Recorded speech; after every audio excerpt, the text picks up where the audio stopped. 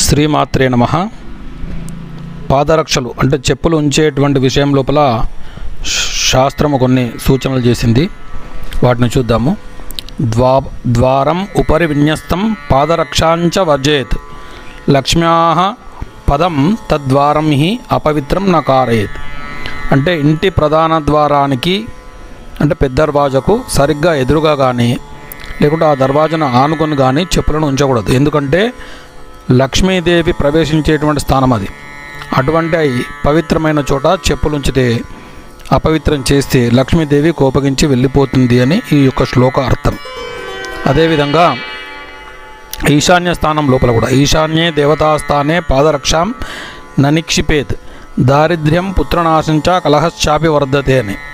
ఒకవేళ ఈశాన్యము ఇంటికి ఈశాన్యం లోపల చెప్పులు వదిలినా కానీ డబ్బు నిలకడ ఉండకపోవడము, పిల్లల విషయం లోపల సమస్యలు, తర్వాత ఎప్పుడు గొడవలు ఉంటాయని చెప్పేసి అని ఈ యొక్క శ్లోకం చెప్తుంది. అదేవిధంగా విపర్యస్తాంతు యో మోహాత్ పాదరక్షాన్ వినిక్షిపేత్ దారిద్ర్యం లభతే నిత్యం కలహశ్చాపి వర్ధతే. ఒకవేళ చెప్పులను ఎవరైతే బోర్లించి ఉంచుతారో వారికి దారిద్ర్యం లభతే నిత్యం అంటే డబ్బు నిలకడ ఉండకుండా అధిక ఖర్చులు ఉంది, ఇట్లాంటి దారిద్ర్యం వస్తుంది. కలహశ్చాపి వర్ధతే, ఇంకా ఇంట్లో గొడవలు కూడా పెరుగుతాయని చెప్పేసి అని ఈ యొక్క శాస్త్రంలో ఉండేటువంటి ఈ శ్లోకం చెప్తుంది.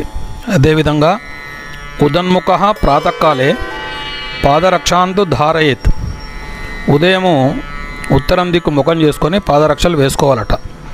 దక్షిణాభిముఖో నిత్యం విసృజేత్ తాహ ప్రయత్నతః. వదిలేటప్పుడు మాత్రము దక్షిణం దిక్కు ముఖం చేసి ఆ పాదరక్షలను వదలాలి అని ఈ యొక్క శాస్త్రం చెప్తుంది. స్వస్తి. శ్రీమాత్రే నమః.